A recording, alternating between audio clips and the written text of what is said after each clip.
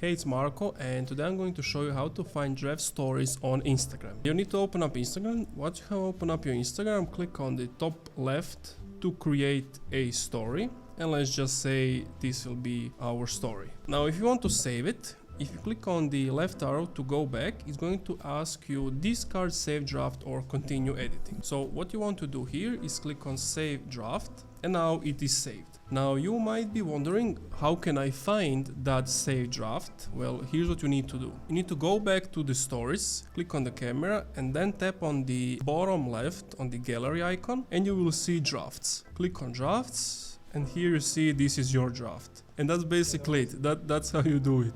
If you enjoyed this video, please leave a like, comment, subscribe.